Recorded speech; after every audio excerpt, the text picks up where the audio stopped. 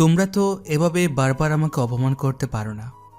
মানছি আমি এখন কিছু করি না, তাই বলে যে আমি সারা জীবন কিছু করব না এমনটা তো নয়। আমাকে সুযোগ দাও, সময় দাও, আমি নিজেকে গুছিয়ে নিই। আমাকে নিজেকে প্রমাণ করার সুযোগ তো দাও। তোমরা তো দিচ্ছ না, তোমরা শুধু আমার উপরে চাপিয়ে দিচ্ছ সব কিছু। সব কিছু চাপিয়ে দিলে তো আর সম্ভব হয় না। আমারও তো সেটা মেনে নেওয়ার ক্ষমতা থাকতে হবে। চৌধুরী বাড়ির গুমট পরিবেশে অভ্রর এই আগতিটুকু যেন বিফলে গেল। ড্রয়িং রুমের সোফায় বসে থাকা মানুষগুলোর পাথরের মতো শক্ত মুখে কোনো দয়ার চিহ্ন দেখা গেল না। অভ্রর কথাগুলো শুনে অভ্রর বাবা আর অভ্রর ছোট চাচা ভীষণ বিরক্ত হন। তারা অভ্রকে বলেন যে, আর কত সুযোগ চাও তুমি? তুমি নিজের দিকে লক্ষ্য করে দেখেছো? তোমার বয়স হয়েছে কত? তুমি পরিবারে ছোট হতে পারো, কিন্তু তোমার বয়স কিন্তু আর ছোট নেই অপ্র। এটা তোমাকে মেনে নিতে হবে। আর কতদিন তুমি বাবা চাচার ঘাড়ে বসে খাবে? নিজে তো কিছু একটা করার চেষ্টা করো অন্তত। নিজে না করো, আমরা তোমাকে যে সুযোগ করে দিই সেটা তো অন্তত করো। তুমি চাইলে তো আমাদের ব্যবসাতে বসতে পারো, কিন্তু তা না। তোমার একটাই জেদ যে আমি নিজে কিছু করব। আর কত তোমার জন্য এত কথা শুনবো লোকের? বলতে পারো কি একবারও? ভাইজান, আপনি উত্তেজিত হবেন না। আসলে ও নিজে কখনো ইনকাম করে না তো, ওই জন্য টাকার মর্ম বোঝে না। যখন নিজে ইনকাম করবে তখন বুঝবে। বাবা চাচার ঘাড়ে বসে কাছে যখন যা চাচ্ছে পাচ্ছে, এই জন্য নিজের কেরিয়ার নিয়ে কখনো ভাবছে না। যেদিন একদিন বুঝতে পারবে যে এখন সবকিছু শূন্য, বাবা চাচা ছাড়া তার কোনো পথ নেই, তখন সে আর কি করবে? ওটাই আমরা দেখতে চাচ্ছি। অভ্র তার বাবা এবং চাচার বলা কথাগুলো শুনে ভীষণ অবাক হয়। একজন মানুষ তার সন্তানকে কিভাবে খাওয়ার খোঁটা দিতে পারে, এই মানুষগুলোকে না দেখলে হয়তো অভ্র বুঝতে পারত না। এরপর অভ্র ভেতরে ভেতরে তার সেই বিশেষ মার্কা হাসি দিয়ে মনে মনে বলে, আরে বোকা লোকজন, তোমাদের মনোমানসিকতা বোঝার জন্য আমি এখন পর্যন্ত তোমাদের সামনে এভাবে নিজেকে লুকিয়ে রেখেছি। তোমরা যদি একটা বার জানতে এই মুহূর্তে আমার এক ইশারায় কত বড় বড় সাম্রাজ্য উলটপালট হতে পারে, তাহলে হয়তো এতক্ষণে লুটিয়ে পড়তে। কিন্তু আমি তোমাদেরকে এই অসম্মানটা করব না, তোমাদেরকে সম্মান দেব, কারণ তোমরা আমার গুরুজন। আমি তো আর তোমাদের মতো হতে পারি না। এই অভ্র চৌধুরী যদি একবার চায় তাহলে তোমাদের মতো 10টা চৌধুরী পরিবারকে এক হাতে কিনে আর এক হাতে বিক্রি করার ক্ষমতা রাখে। দেখ, তুই এখন আমার সামনে থেকে যা। আমি আর তোকে নিতে পারতেছি না। তুই যদি আমার সামনে বেশিক্ষণ থাকিস তাহলে আমার দ্বারা কোনো অনর্থ হয়ে যাবে, আর আমি সেটা চাই না। তাই এখান থেকে বেরিয়ে যা। আমি তোর চেহারাও দেখতে চাই না। অভ্র আর কোনো কথা বাড়ালো না, ধীর পায়ে ড্রয়িং রুম ছেড়ে বেরিয়ে গেল। বাড়ির প্রধান ফটকের সামনে তার জন্য অপেক্ষা করছিল তার ছোটবেলার বন্ধু নিলয়। নিলয়ের চেহারায় বিরক্তির ছাপ স্পষ্ট। সে অভ্রর দিকে তাকিয়ে একটা লম্বা শ্বাস ফেলল। কিরে অভ্র, তুই চুপচাপ সব কিছু সহ্য করিস কেন? আঙ্কেলদের কেন তোর যোগ্যতার কথা একটু বুঝিয়ে দিস না? এইভাবে অপমান সহ্য করে এই বাড়িতে পড়ে থাকার মানে কি? তুই চাইলে তো একদিনে সব পাল্টে দিতে পারিস। সময় সব পাল্টে দিবে নিলয়। এখন যদি আমি কিছু বলি সেটা হবে আস্ফালন। আমি দেখতে চাই আমার এই সাধারণ পরিচয়ের আড়ালে থাকা মানুষটাকে তারা কতটুকু মূল্য দেয়। কিন্তু তোর এই ছদ্মবেশ কতদিন চলবে? তুই কি চাস না তারা জানুক যে তুই এখন কোন স্তরে আছিস? তোর আসল ক্ষমতার কথা জানলে তাদের এই দম্ভ চূর্ণ হতে 1 সেকেন্ডও সময় লাগবে না। সেই দম্ভ ভাঙ্গার দায়িত্ব আমি সময়ের উপর ছেড়ে দিয়েছি। আপাতত আমি তাদের চোখে সে অকর্মণ্য ছোট ছেলেটি থাকতে চাই, কিন্তু খুব শীঘ্রই এমন কিছু হবে যে কেউ কল্পনাও করতে পারবে না। চল, আজ বড় একটা মিটিং আছে, সেখানে আমার থাকাটা খুব জরুরি। নিলয় আর কিছু বলল না। সে জানে অভ্রর শান্ত স্বভাবের পেছনে এক বিশাল ঝড় লুকিয়ে আছে। অভ্রর মতো একজন মানুষ যখন শান্ত থাকে তখন বুঝতে হবে বড় কোনো ধামাকা আসতে চলেছে। অভ্রর এই রহস্যময় ব্যক্তিত্বই তাকে সবার থেকে আলাদা করে রেখেছে। সকালে সে তপ্ত বাক্যবাণ সহ্য করে অভ্র ভার্সিটির ক্যাম্পাসে পা রাখল। তার পরনে খুব সাধারণ একটা শার্ট আর জিন্স, চোখে মুখে এক অদ্ভুত প্রশান্তি।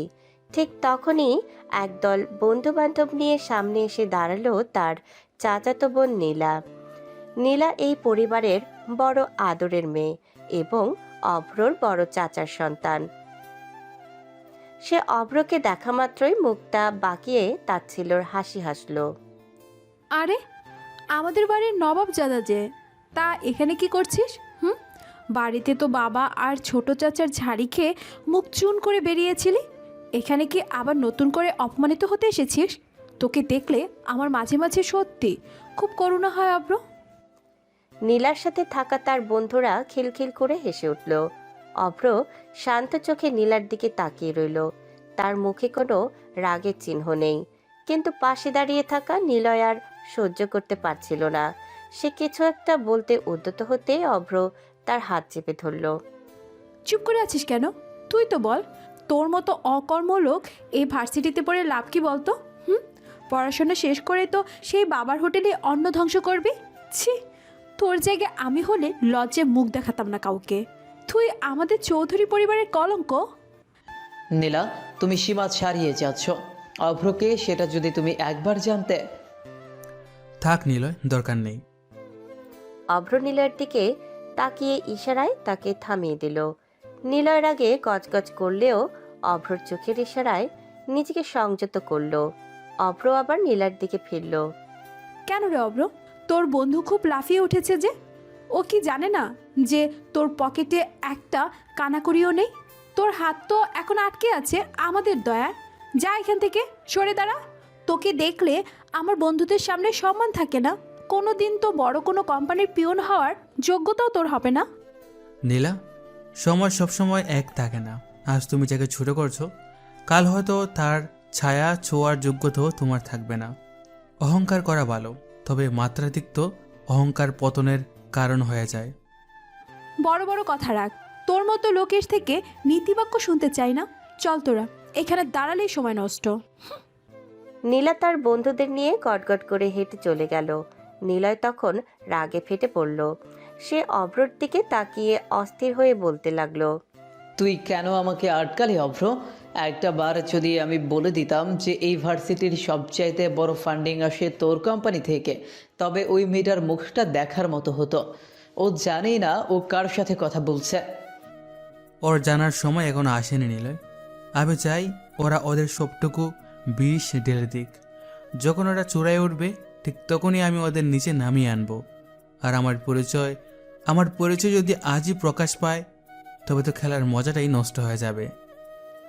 কিন্তু তোর কি একটুও খারাপ লাগে না? নিজের আপন বোন সবার সামনে তোকে পিয়নের সাথে তুলনা করলো। লাগুক না, এই অপমানগুলি তো আমাকে আরও শক্তিশালী বানায়। শোন, কোম্পানি থেকে একটা কল এসেছিল। বিদেশের ক্লায়েন্টরা এখন মিটিংয়ে বসতে চায়। চল আমাদের আসল দুনিয়ায় ফিরে যাই।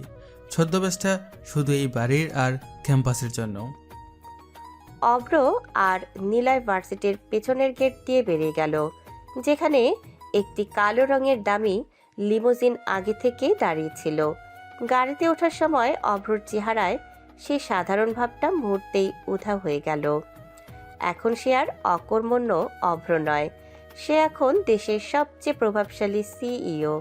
ভার্সিটির পেছনের গেট দিয়ে বের হয়ে আসতেই দেখা গেল একটি কালো রঙের দামি ব্র্যান্ডের গাড়ি আগে থেকেই দাঁড়িয়ে আছে। গাড়ির পাশে কালো স্যুট পরা একজন লোক অত্যন্ত বিনয়ের সাথে দাঁড়িয়ে আছেন। অভ্র কাছে আসতে লোকটি মাথা নিচু করে গাড়ির দরজা খুলে ধরলেন। Good morning sir. বিদেশের ক্লায়েন্টরা অলরেডি ভিডিও কনফারেন্সে যুক্ত হওয়ার জন্য অপেক্ষা করছেন। আপনার জন্য সব ফাইল রেডি করা হয়েছে। ঠিক আছে নিলয়, তুই আমার সাথে আয়।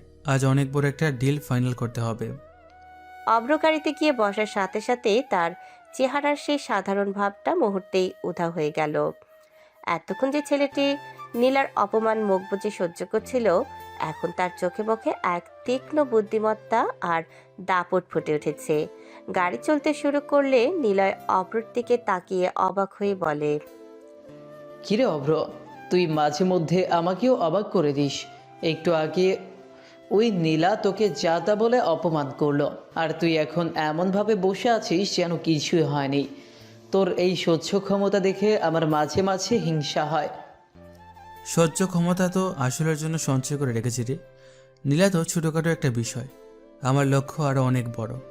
আর তাছাড়া সিংহের গর্জন দেওয়ার জন্য বনের মাঝখানে যাওয়ার প্রয়োজন হয় না, সময় হলে পুরো বন এমনিতেই কেঁপে উঠবে।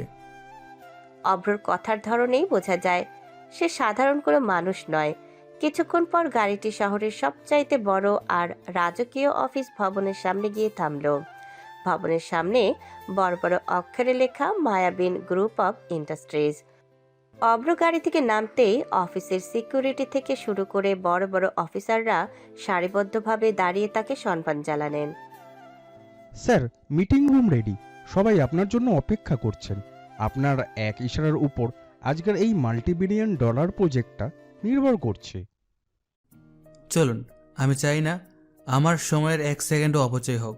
আর শুনেন, মিটিং চলাকালীন যেন কোনো বাইরের লোক ডিস্টার্ব না করে। অভ্র যখন আত্মবিশ্বাসের সাথে করিডোর দিয়ে হেঁটে মিটিং রুমের দিকে যাচ্ছিল, তখন চারপাশের পরিবেশটা যেন থমকে গেল।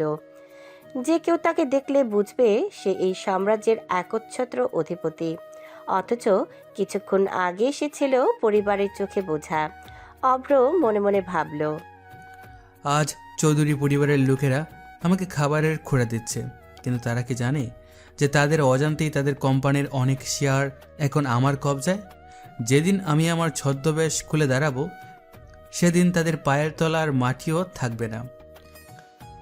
অভ্র, মিটিং শুরু হতে যাচ্ছে। বিদেশের ক্লায়েন্টরা স্ক্রিনে চলে এসেছেন।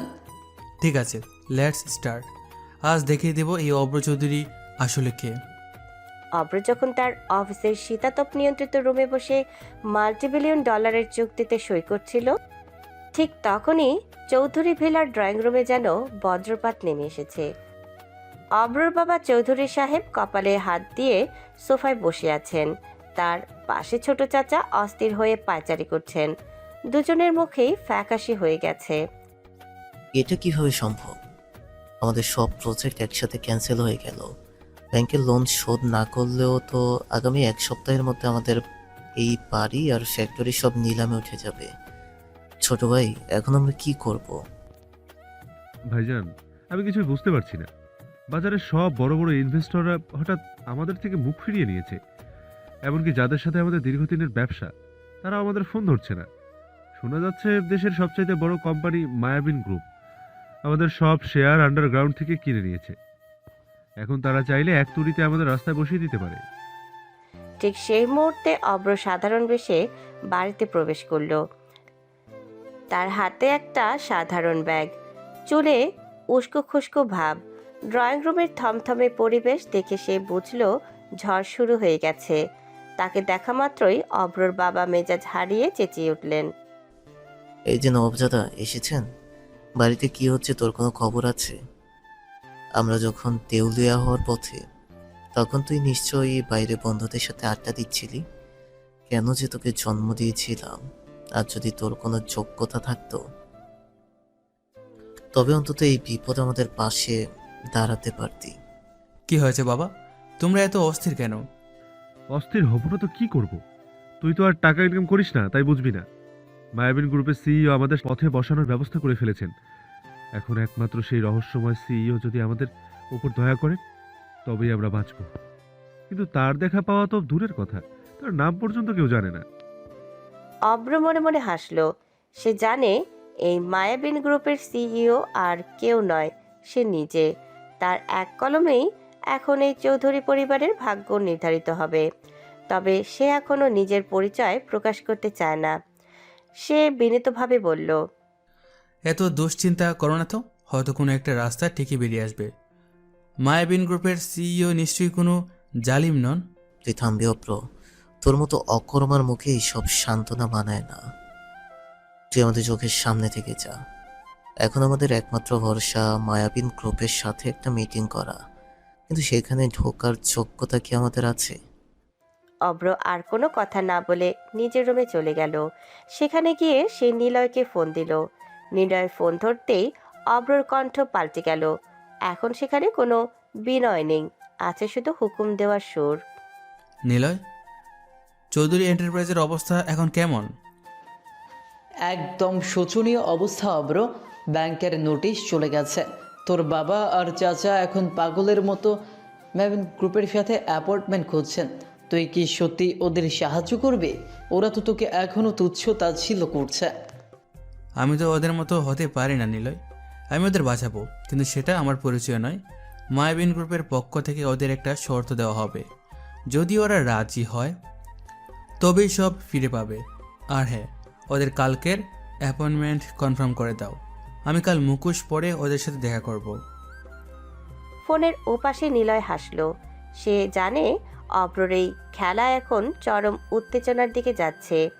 একদিকে চৌধুরী পরিবার সর্বস্ব হারানোর ভয়ে কাঁপছে, অন্যদিকে সেই পরিবারেরই অবহেলিত ছোট ছেলেটি এখন তাদের জীবন মরণের মালিক হয়ে বসে আছে। রাত গভীর হয়েছে। পুরো চৌধুরী ভিলা যখন দুশ্চিন্তার অন্ধকারে নিমজ্জিত, তখন অভ্র তার রুমের দরজা বন্ধ করে ল্যাপটপের সামনে বসে আছে। তার চোখের দৃষ্টি এখন আর সেই সাধারণ শান্ত ছেলের মতো নয়, বরং সেখানে বাজ পাখির মতো তীক্ষ্ণতা। ঠিক তখনই নিলয়ের ফোন এলো। অভ্র, তুই যা সন্দেহ করেছিলি ঠিক তাই। তোর বাবা আর চাচার ব্যবসা এমনি এমনি লাটে ওঠেনি। এর পেছনে অনেক বড় একটা মাস্টার প্ল্যান কাজ করছে। আমি মায়াবিন গ্রুপের সিকিউরিটি টিম দিয়ে ডাটাবেস চেক করিয়েছি। বিস্তারিত বল নিলয়। কে সেই ব্যক্তি যে চৌধুরী এন্টারপ্রাইজের শেয়ার বাজারে 10 নামানোর সাহস দেখিয়েছে? তুই অবাক হবি অব্র। তোর বাবার দীর্ঘদিনের ব্যবসায়িক পার্টনার আর ঘনিষ্ঠ বন্ধু মির্জা সাহেবের পেছনে আছেন। তিনি গত 6 মাস ধরে গোপনে শেয়ার ড্যাম্পিং করেছেন এবং চৌধুরী এন্টারপ্রাইজের ভেতরের কিছু অসাধু কর্মচারীকে হাত করেছেন। কিন্তু সবচেয়ে রহস্যজনক বিষয় হলো মির্জা সাহেবের পেছনে অন্য বড় কোনো মাথা কাজ করছে। কেউ একজন তোর পরিবারকে একদম শিকড় থেকে উপড়ে ফেলতে চাইছে। অভ্রর চোয়াল শক্ত হয়ে এলো। সে ভাবতেও পারেনি তার পরিবারের বিরুদ্ধে এত বড় ষড়যন্ত্র চলছে। এতদিন সে ভেবেছিল তার বাবা চাচা হয়তো অযোগ্যতার কারণে লস করেছেন, কিন্তু এখন দেখা যাচ্ছে কেউ একজন সুকৌশলে তাদের উপর বিপদ ঘনীভূত করছে। অব্র রাগে ফেটে পড়ে মনে মনে বলে, এত বড় সাহস! আমার পরিবারের ছোট ছেলেটাকে তুমি অপমান করো, সেটা সহ্য করা যায়, কিন্তু আমার পরিবারের ওপর কেউ বিষাক্ত নজরে দেবে, সেটা এই অভ্র চৌধুরী বেঁচে থাকতে সম্ভব নয়। তোমরা ভেবেছ চৌধুরী এন্টারপ্রাইজ এখন অভিভাবকহীন? তোমরা জানো না এই সাম্রাজ্যের আসল রাজা এখন আড়ালে থেকে তোমাদের কবরের নকশা তৈরি করছে। অভ্র, এখন আমাদের খুব সতর্ক থাকতে হবে। যারা এই ষড়যন্ত্র করছে তারা নিশ্চয়ই মায়াবিন গ্রুপের মুভমেন্টের ওপর নজর রাখছে। তারা যদি একবার টের পায় যে তুই মায়াবিন গ্রুপের সিইও, তবে বিপদ আরও বাড়তে পারে। আমি সেটাই চাইছি নিলয়। ওরা ভাবুক আমি শুধু একজন অকর্মণ্য ছোট ছেলে। শত্রুকে আঘাত করার আগে তাকে অন্ধ রাখাটা জরুরি। মির্জা সাহেব আর তার পেছনে থাকা সেই অদৃশ্য শক্তির মুখোশ আমি সবার সামনে ছিঁড়ে ফেলব। তবে এখন আমার বাবা আর চাচাকে নিয়ে ভয় হচ্ছে। তারা এখনও কিছুই বুঝেননি যে তারা কার সাথে হাত মিলাচ্ছেন। অব্র ল্যাপটপের স্ক্রিনে কিছু গোপন ফাইল ওপেন করলো। সেখানে দেখা যাচ্ছে মির্জা সাহেব আগামীকালই চৌধুরী এন্টারপ্রাইজকে দেউলিয়া ঘোষণা করিয়ে পুরো সম্পত্তি নিজের নামে লিখে নেওয়ার পরিকল্পনা করছেন। অব্রর চোখে এক অদ্ভুত নীল আগুন জ্বলে উঠল। সে বুঝতে পারছে বিপদ এখন অনেক কাছে। নিলয়, কালকের মিটিংয়ের শিডিউল পরিবর্তন করো। কাল আমি মায়াবিনী গ্রুপের সিইও হিসেবে নয়, বরং একজন সাধারণ রিপ্রেজেন্টেটিভ হিসাবে আমার বাবার সাথে কথা বলবো। কিন্তু পর্দার আড়ালে থেকে আমি সেই দৃশ্য শত্রুর কানে বিষ ঢালবো। আমাদের প্রতিটি পদক্ষেপ এখন অনেক বেশি রহস্যময় হতে হবে। তুই কি তবে তোর পরিচয় এখন প্রকাশ করবি না? না, পরিচয় প্রকাশ করার একটা সঠিক মুহূর্ত থাকে। যখন শত্রু ভাববে সে জিতে গেছে, ঠিক সেই মুহূর্তে আমি তাকে আমার পরিচয় দিয়ে আকাশ থেকে মাটিতে আছাড় দেব। আপাতত চৌধুরী পরিবারের উপর যে কালো মেঘ জমেছে সেটা সরানোর দায়িত্ব আমার, কিন্তু কেউ যেন টেরও না পায় যে এর পেছনে অভ্র চৌধুরীর হাত আছে। অভ্র ফোনটা রেখে জানালার পাশে গিয়ে দাঁড়ালো। বাইরের অন্ধকার যেন আরও ঘনীভূত হচ্ছে। সে জানে আগামীকাল এক বিশাল রক্তপাতহীন যুদ্ধ শুরু হতে যাচ্ছে। একদিকে তার পরিবারের তুচ্ছতাচ্ছিল্য, অন্যদিকে শত্রুর গোপন ষড়যন্ত্র। এই দুয়ের মাঝে দাঁড়িয়ে অভ্রকে এখন অনেক বেশি সতর্ক থাকতে হবে। তার সামান্য একটা ভুল পুরো চৌধুরী পরিবারকে চিরতরে ধ্বংস করে দিতে পারে। কিন্তু অভ্র চৌধুরী পরাজয় মানতে শেখেনি। ভোরের আলো ফুটতেই চৌধুরী ভিলার পরিবেশটা আরও বেশি বিষণ্ণ হয়ে উঠল। কালকের ঝড়ের রেশ এখনও কাটেনি। সকালে নাস্তার টেবিলে সবাই গম্ভীর মুখে বসে আছে। অভ্রর বাবা আর ছোট চাচা সারা রাত দুশ্চিন্তায় ঘুমাননি। তাদের চোখের নিচে কালি পড়ে গেছে। ঠিক তখনই অভ্র খুব সাধারণ একটা টি শার্ট পরে ডাইনিং টেবিলে এসে বসলো। তাকে দেখেই যেন সবার জমে থাকা রাগ আবার চারা দিয়ে উঠল। মাশাল্লাহ, বাড়ির অবস্থা তো দেখছিস, সবাই চিন্তায় অস্থির, আর আমাদের ছোট সাহেবের কত নিশ্চিন্ত ঘুম। এই যে অভ্র, তোর কি একটু লজ্জা লাগে না এই খাবারগুলো খেতে, যখন জানিস যে কাল থেকে এই বাড়িতে আমাদের কোনো অধিকার নাও থাকতে পারে? আর বলো না নীলা, ওর তো লজ্জা শরম বলতে কিচ্ছু নেই। আমরা ভাবলাম এই বিপদের দিনেও হয়তো অন্তত একটু সান্ত্বনা দিবে, কিন্তু ও তো দিব্যি নাকে তেল দিয়ে ঘুমাচ্ছে। নিজের ভবিষ্যৎ নিয়ে যার কোনো চিন্তা নেই, সে পরিবারের কথা কি ভাববে? অব্র, তুই এখন এখান থেকে যা। তোকে চোখের সামনে দেখলে আমার রক্তচাপ বেড়ে যাচ্ছে। যখন আমাদের সব শেষ হয়ে যাবে তখন দেখবো তুই কার কাছে গিয়ে দাঁড়াস। তোর এই নির্বিকার চেহারাটা আমার আর সহ্য হচ্ছে না। অভ্র এক লোকমা খাবার মুখে দিতে গিয়েও থেমে গেল। বড়ই অদ্ভুত এই জীবন। যে মানুষটা কয়েক ঘন্টা আগে অফিসের ডেস্কে বসে কোটি টাকার সিদ্ধান্ত নিয়েছে, সে এখন নিজের বাবার বাড়িতে এক লোকমা খাবারের জন্য কথা শুনছে। অভ্র প্লেটটা সরিয়ে উঠে দাঁড়ালো। সে কিছু বলতে চাইলো, কিন্তু দেখলো তার মা আড়াল থেকে ছলছল চোখে তার দিকে তাকিয়ে আছেন। মায়ের সেই অসহায় চাহনি দেখে অভ্র আর কোনো কথা না বলে নিজের ঘরে চলে গেল। কিছুক্ষণ পর অভ্রর মা রেহানা বেগম পা টিপে টিপে অভ্রর রুমে ঢুকলেন। তিনি দরজাটা আটকে দিয়ে বিছানায় বসে থাকা অভ্রর পাশে গিয়ে বসলেন। তার চোখে তখন শ্রাবণের মেঘ। তিনি অভ্রর হাতটা নিজের হাতের মুঠোয় নিলেন। বাবা অপ্র, তুই কেন সবার কথাগুলো এভাবে মুখ বুজে সহ্য করিস?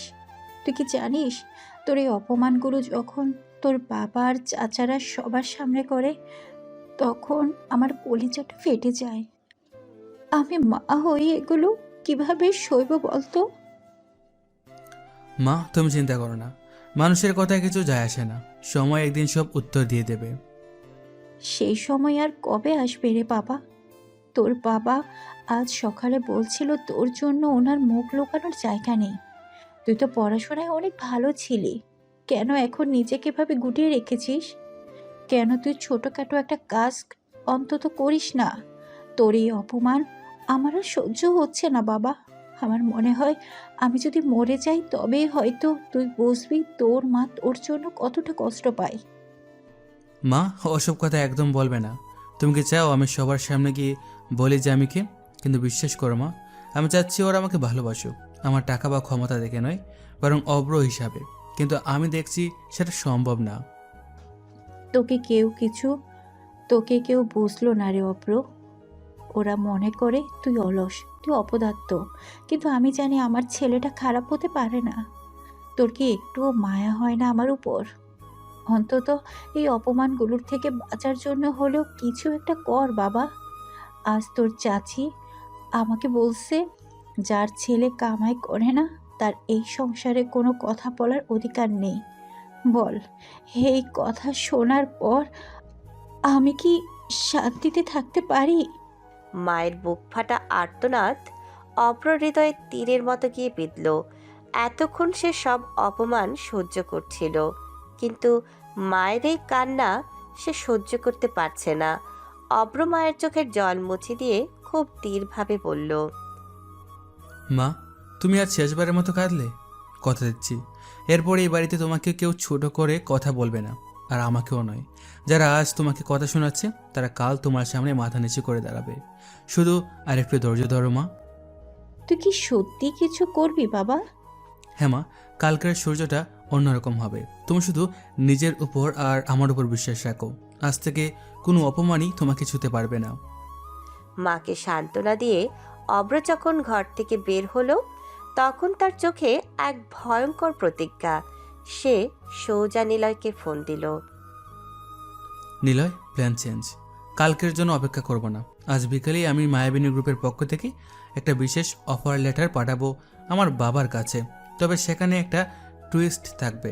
আমি চাই মির্জা সাহেব যখন আমার বাবার বাড়িতে বসে বিজয়ের উৎসব করবে ঠিক তখনই আমি সেখানে হাজির হব। তুই কি তবে নিজের পরিচয় রিভিল করবি? না, এখনও না। আমি সেখানে যাব মায়াবিনী গ্রুপের ইনভেস্টিগেটিং অফিসার হয়ে। আমি দেখতে চাই মির্জা সাহেবের সাথে আমার পরিবারের আর কে কে যুক্ত আছে। আর হ্যাঁ, ওই মির্জা সাহেবের সব ব্যাংক অ্যাকাউন্ট ফ্রিজ করার ব্যবস্থা করো। সে খেলা শুরু করেছে, কিন্তু শেষটা আমি করব। অব্র যখন ড্রয়িং রুম দিয়ে বেরিয়ে যাচ্ছিল তখন আবারও নীলার সাথে দেখা। নীলা হাতে 1 কাপ কফি নিয়ে আয়েশ করে বসেছিল। কিরে, মা ছেলের কান্নাকাটি শেষ হলো? এখন কি বাড়ি থেকে বেরিয়ে যাওয়ার প্রস্তুতি নিচ্ছিস? শোন অব্র, তোর মতো পিয়ন হওয়ার অযোগ্য লোক যদি মায়াবিন গ্রুপে অফিসে গিয়ে ভিক্ষা চায়, হয়তো দয়া করে তোকে গেট কিপারের চাকরিটা দিতে পারে। ট্রাই করে দেখতে পারিস। অব্র এবার থামল। শীতল হাসি দিল যে নীলার ভেতরে ভেতরে কেঁপে উঠল। নীলা, খুব শীঘ্রই তুমি তোমার ওই কফির কাপটা ঠিকঠাক হাতে ধরে রাখতে পারবে তো? কারণ উপর থেকে নিচে পড়ার শব্দটা খুব জোরে হয়, খেয়াল রেখো। অব্র কথাটি বলে গটগট করে বেরিয়ে গেল। নীলা অবাক হয়ে তাকিয়ে রইল। সে বুঝতে পারল না অব্রর গলার স্বরে আজ এত দম্ভ কোত্থেকে এলো। অব্র বেরিয়ে যেতেই সে নিজের অজান্তেই হাত থেকে কফির কাপটা টেবিলে নামিয়ে রাখল। কারণ অব্রর চোখের সেই চাউনি তাকে মুহূর্তের জন্য স্তব্ধ করে দিয়েছিল। শুরু হয়ে গেল এক নতুন অধ্যায়। একদিকে মায়ের চোখের জল মোছার শপথ, অন্যদিকে শত্রুর বিনাশ। অব্র এখন তার ছদ্মবেশের আড়াল থেকে আসল শিকারে বেরিয়েছে। শহর জুড়ে তখন সন্ধ্যার অন্ধকার ঘনীভূত হতে শুরু করেছে। চৌধুরী ভিলার ড্রয়িং রুমে আজ এক অস্বাভাবিক নীরবতা। ঠিক সেই মুহূর্তে বাড়ির সামনে একটি দামি গাড়ি এসে থামল। গাড়ি থেকে নামলেন মির্জা সাহেব, অব্রর বাবার দীর্ঘদিনের ব্যবসায়িক বন্ধু। তার মুখে আজ এক বিজয় হাসি, যা অন্ধকার মনের গভীর ষড়যন্ত্রকে আড়াল করার চেষ্টা করছে। কি খবর চৌধুরী সাহেব? মুখটা এত কালো কেন? শুনলাম আপনার কোম্পানি নাকি বড়সড় একটা ধাক্কা খেয়েছে। আর বলবেন না মির্জা সাহেব, মায়াবিন গ্রুপ আমাদের সব শেয়ার কিনে নিয়েছে। ব্যাংকের নোটিশও আজ হাতে এসেছে। এখন তো দেউলিয়া হওয়া ছাড়া আর কোনো পথ নেই। আহারে, এত বছরে সাজানো বাগান কি এভাবে নষ্ট হতে দেওয়া যায়? এক কাজ করুন, বন্ধু হিসেবে আমি একটা সমাধান দিতে পারি। আপনার যেটুকু শেয়ার বাকি আছে সেগুলো আমার নামে লিখে দিন। আমি কিছু টাকা দেব, তা দিয়ে অন্তত আপনি ঋণ শোধ করে শান্তিতে থাকতে পারবেন। যদিও এটা আমার জন্য লস, তবুও বন্ধু বিপদে পাশে থাকাটা আমার দায়িত্ব। চৌধুরী সাহেব আর অব্রর চাচা তখন চোখ অন্ধকার করে রেখেছিলেন। তারা বুঝতেও পারছিলেন না যে মির্জা সাহেব তাদের সাহায্য করার নাম করে আসলে সবটুকু কেড়ে নেওয়ার চূড়ান্ত ফাঁদ পাচ্ছেন। ঠিক সেই মুহূর্তে অব্র সাধারণ বেশে বাইরে থেকে ঘরে ঢুকলো। আবার ওই অকর্মণটা এসেছে। আই মির্জা সাহেব, আপনি তো আমাদের উদ্ধার করতে এসেছেন, কিন্তু দেখুন আমাদের ঘরে এই আপদটা থাকলে কার শান্তি হয়? সারাদিন তো টোটো করে ঘুরে বেড়ায়, আর বাড়ির এই বিপদে ওর কোনো হেলদোলই নেই। আরে অব্র, বড় হও বাবা। আর কতদিন বাবার অন্ন ধ্বংস করবে? দেখছো তো তোমার বাবা আজ কি অবস্থা। আমার দয়া হয়তো তোমাদের রাতটা এই বাড়িতেই কাটবে। মির্জা সাহেব, দয়া শব্দটা খুব দামি। যারা নিজের বন্ধুর পিঠে ছুরি মেরে সাম্রাজ্য করতে চায় তাদের মুখে দয়া শব্দটা মানায় না। অব্রর কথা শুনে ড্রয়িং রুমে সবাই চমকে উঠল। মির্জা সাহেবের হাসি মাখা মুখটা মুহূর্তেই ফ্যাকাশে হয়ে গেল। অব্র, তুই কার সাথে কিভাবে কথা বলছিস? মির্জা সাহেব আমাদের একমাত্র ভরসা। তুই এখনই ওনার কাছে ক্ষমা চা। ক্ষমা তো উনি চাইবেন বাবা। মির্জা সাহেব, আপনি কি ভেবেছিলেন মায়াবিন গ্রুপ আন্ডারগ্রাউন্ড থেকে শেয়ার কিনছে মানে তারা আপনার চালগুলো বুঝছে না? আপনি যে গত 6 মাস ধরে কোম্পানির ডেটা চুরি করে বাইরে ইনভেস্টরের কাছে বিক্রি করছেন, তার সব প্রমাণ এখন মায়াবিন গ্রুপের সিইওর টেবিলে। তুই তুই কি সব আজে বাজে কথা বলছিস? তোর মতো একটা অকর্ম ছেলে এসব জানলো কিভাবে? জানলাম কারণ মায়াবিন গ্রুপ যাদের সাথে কাজ করে তাদের প্রতিটি পদক্ষেপের ওপর আমার নজর থাকে। মির্জা সাহেব, আপনার যে অ্যাকাউন্টগুলো থেকে টাকা সরানো হয়েছে সেগুলো ঠিক 10 মিনিট আগে সন্দেহজনক অ্যাক্টিভিটির কারণে ফ্রিজ করে দেওয়া হয়েছে। আপনি এখন দেউলিয়া। মির্জা সাহেব পাগলের মতো নিজের ফোনে কল দিলেন। ওপাশ থেকে যা শুনলেন তাতে তার পায়ের তলার মাটি সরে গেল। সত্যি তার সব অ্যাকাউন্ট বন্ধ হয়ে গেছে। ড্রয়িং রুমে থাকা অব্রর বাবা, চাচা এবং নীলা পাথরের মতো দাঁড়িয়ে দেখছিল দৃশ্যটি। যে অব্রকে তারা একবেলা খাবারের জন্য গালি দিয়েছে, তার মুখে এমন তথ্য শুনে তাদের বিশ্বাসই হচ্ছিল না।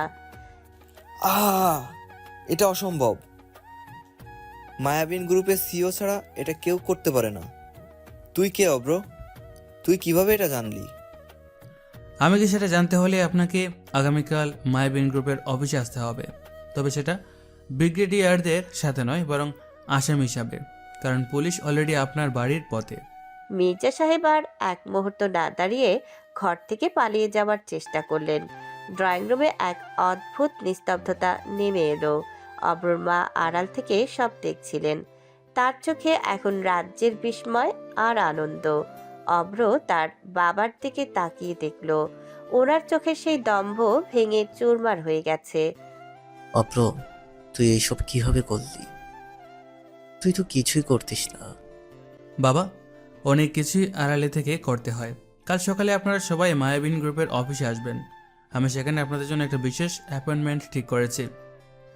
কিন্তু অব্র, ওই সিও তো কাউকে দেখা দেয় না। আমরা গেলে কি উনি দেখা করবেন?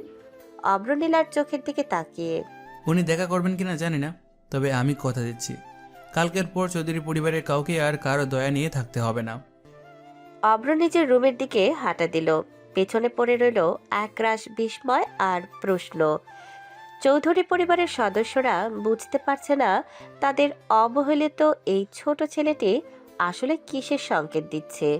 তারা কি জানতো যে সিইওর পায়ের কাছে তারা মাথা নত করতে যাচ্ছে? সেই মানুষটি এখন তাদের পাশের ঘরে অতি সাধারণ একটি শার্ট পরে ঘুমানোর প্রস্তুতি নিচ্ছে। রাত কাটতে শুরু হবে আসল চমক। মায়াবিন গ্রুপের রাজকীয় অফিসে কাল যখন অভ্র নিজের আসল সিংহাসনে বসবে, তখন কেমন হবে তার বাবা আর নীলার প্রতিক্রিয়া। রাত তখন প্রায় 1টা। বাড়ির সবাই যখন মির্জা সাহেবের কাণ্ড দেখে কিংকর্তব্য বিমূঢ় হয়ে নিজের ঘরের দুশ্চিন্তায় মগ্ন, অভ্র তখন তার অন্ধকার ঘরে ল্যাপটপের নীল আলোয় ডুবেছিল। তার আঙুলগুলো কিবোর্ডের ওপর ঝড়ের গতিতে চলছিল। ঠিক তখনই সাইলেন্ট মোডে থাকা ফোনটা কেঁপে উঠল। স্ক্রিনে ভেসে উঠল নিলয়। অভ্র ফোনটা কানে নিতেই উপাস থেকে নিলয়ের উত্তেজিত কণ্ঠস্বর শোনা গেল। অভ্র, তুই যা ভেবেছিলি তার চেয়েও বড় গেম খেলা হয়েছে এখানে। আমি মির্জা সাহেবের ব্যক্তিগত ল্যাপটপ আর ফোনের কল লিস্ট হ্যাক করিয়েছে।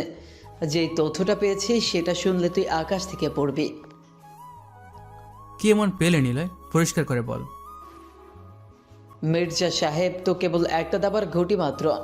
তার পেছনের আসল মাস্টার মাইন্ড হচ্ছে ব্ল্যাক ড্রাগন সিন্ডিকেট এর প্রধান আরমান হোসেন। কিন্তু চমক সেটা নয়, চমক হলো আরমান হোসেনের সাথে আমাদের এই অফিসের ভেতরের একজন উচ্চপদস্থ কর্মকর্তা সরাসরি যোগাযোগ রাখছে। সে তোর কোম্পানির সব গোপনীয় তথ্য আরমানকে লিক করছে, যাতে তোকে সিওর চেয়ার থেকে নামিয়ে মায়াবিন গ্রুপকে ধ্বংস করা যায়। নীলার কথা শুনে অভ্র মুহূর্তের জন্য স্তব্ধ হয়ে গেল। তার চোখে মুখে ফুটে উঠল প্রবল বিস্ময়ের ছাপ। যে মায়াবিন গ্রুপকে সে নিজের রক্ত জল করে একতেল একতেল করে গড়ে তুলেছে, তার ভেতরের কেউ তাকে এভাবে ধোঁকা দিচ্ছে। কিন্তু কয়েক সেকেন্ড পরে অভ্র সেই অবাক ভাবটা কেটে গেল।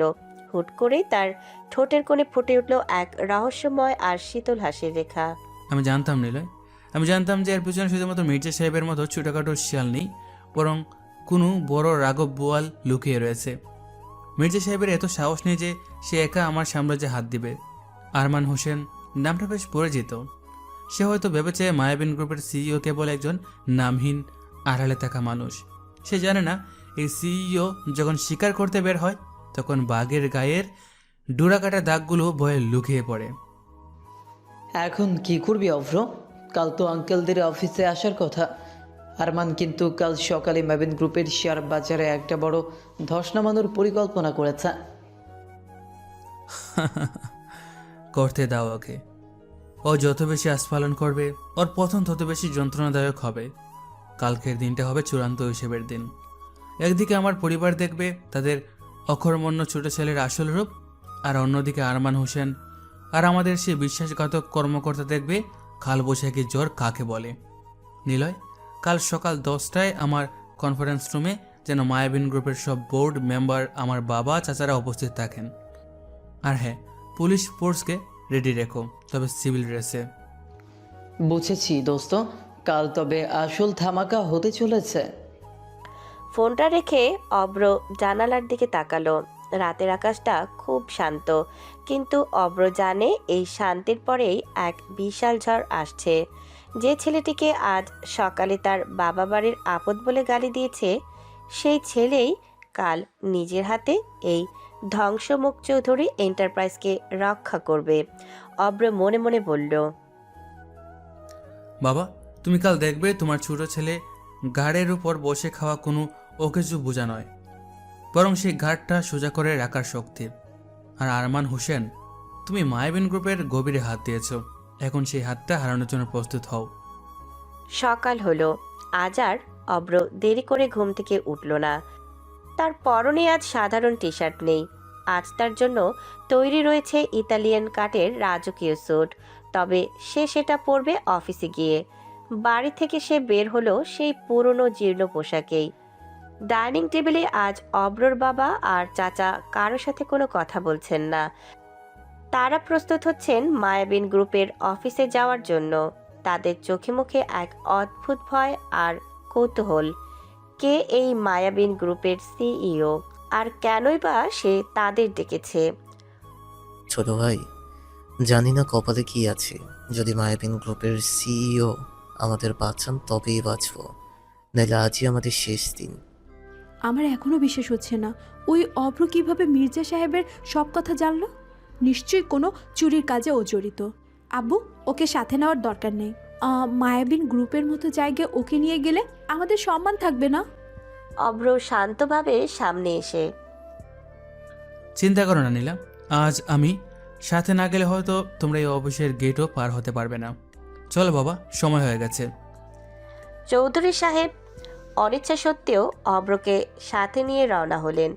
তারা কি জানতেন তারা যে গাড়িতে করে মায়াবিন গ্রুপের অফিসের দিকে যাচ্ছেন, সেই অফিসের প্রতিটি ইট অব্রর হাতের ইশারায় নড়ে। মায়াবিন টাওয়ারের রাজকীয় ওয়েটিং রুমে বসে অব্রর বাবা আর ছোট চাচা উত্তেজনায় ঘামছেন। এ যেন এক সিংহের গুহায় প্রবেশ করেছেন তারা। অব্র একদম কোনায় একটা সাধারণ সোফায় বসে আছে, যেন সে এই পরিস্থিতির সাথে কোনোভাবেই যুক্ত নয়। নীলা বারবার বিরক্ত হয়ে অব্রর দিকে তাকাচ্ছে। আব্বু, ওকে কেন সাথে আনলে? এই ভিআইপি পরিবেশে ও কেমন ফকিরের মতো বসে আছে দেখেছো? ওর জন্য আমাদের মান সম্মান সব চলে যাবে। অব্র বাবা নীলার কথায় কান দিলেন না। তিনি দরজার দিকে তাকিয়ে আছেন। ঠিক তখন চেম্বারের দরজা খুলে বেরিয়ে এলেন একজন সুঠাম দেহের অধিকারী গম্ভীর মানুষ। তিনি অব্রর পার্সোনাল অ্যাসিস্ট্যান্ট কৌশিক। আপনারা কি চৌধুরী এন্টারপ্রাইজ থেকে এসেছেন? আমি সিও স্যারের পার্সোনাল অ্যাসিস্ট্যান্ট কৌশিক।